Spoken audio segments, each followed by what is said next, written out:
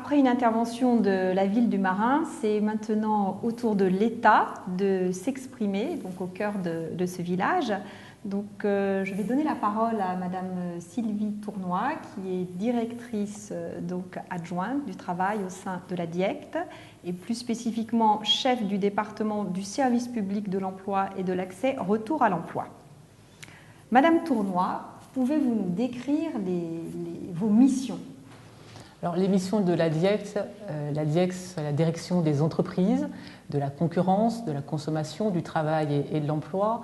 C'est cette grande direction qui a rassemblé, début 2011, 7 grands services de l'État, qui étaient la direction du travail, de l'emploi et de la formation professionnelle, la direction de la concurrence, de la consommation et de la répression des fraudes, mais aussi le commerce et l'artisanat, le commerce extérieur, la délégation régionale au tourisme, l'intelligence économique, et puis c'est aussi le produit de la fusion des inspections du travail.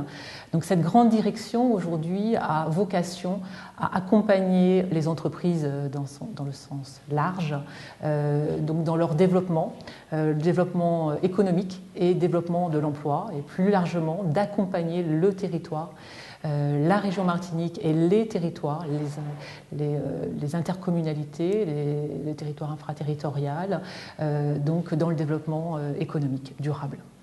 Très bien. Est-ce que vous pourriez nous en dire un petit peu plus sur cette approche territoriale qui, je crois comprendre, justifie votre présence sur ce village? En fait, à la direction du travail, de l'emploi et de la formation professionnelle, on a pris une option extrêmement forte dans les années 2000, en 2000 plus précisément, avec la création de 3 services publics de l'emploi local, les SPEL, sous la présidence des sous-préfets, des SPEL qui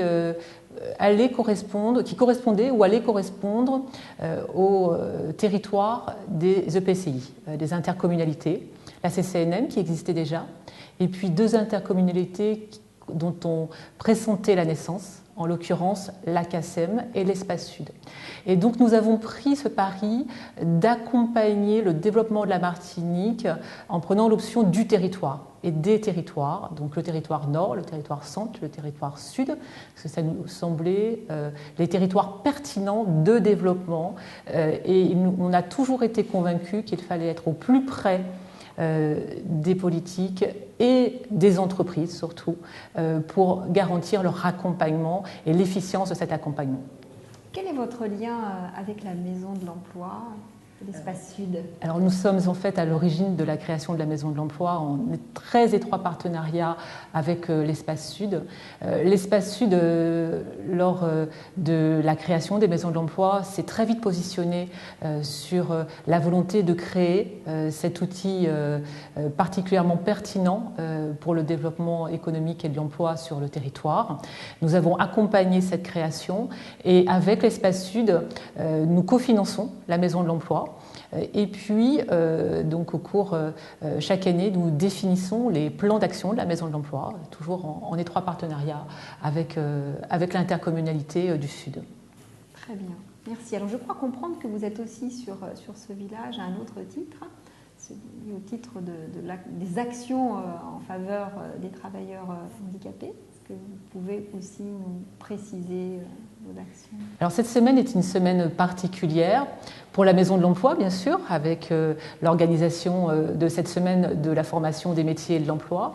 Et puis c'est aussi la semaine pour l'emploi des personnes handicapées. Donc la Maison de l'Emploi nous a réservé un espace particulier avec un quartier handicap. La semaine pour l'emploi des personnes handicapées est organisée entre les partenaires du PRTH. Le PRTH, c'est le plan régional d'insertion des travailleurs handicapés. La DIECT en garantit la présidence, mais c'est surtout un plan qui réunit l'ensemble des acteurs de l'insertion professionnelle des travailleurs handicapés, avec la GFIP, avec la Maison départementale des personnes handicapées, avec bien sûr le Pôle emploi, le Cap Emploi, organisme spécialisé pour le placement des travailleurs handicapés, avec les missions locales bien sûr, mais aussi avec le FIP, pour les employeurs publics, avec également le Conseil général, le Conseil régional. Donc l'ensemble de ces partenaires, nous nous réunissons pour définir un certain nombre d'actions en faveur à la fois de l'employabilité des personnes handicapées, de l'accès à l'emploi, mais aussi du maintien dans l'emploi. Parce que l'insertion professionnelle est très importante.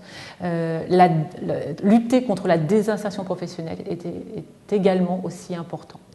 Et le quartier handicap, aujourd'hui, a la vocation de présenter une offre de services dans des ESAT qui sont très bien représentés, l'offre des services également des entreprises adaptées, et puis aussi d'un certain nombre de partenaires comme le Cap Emploi, le SAMET qui appuie les entreprises dans le maintien dans l'emploi, et puis aussi des opérateurs, des associations qui accompagnent les personnes handicapées au quotidien, soit pour garantir des interfaces, c'est le cas de l'AMEIS avec les personnes qui souffrent de surdité, c'est aussi un équipementier automobile qui est là pour favoriser la mobilité des personnes à mobilité réduite.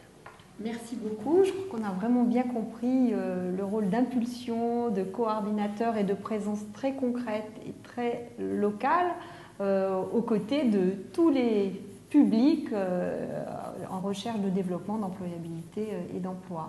Donc merci beaucoup pour votre intervention. Merci à vous.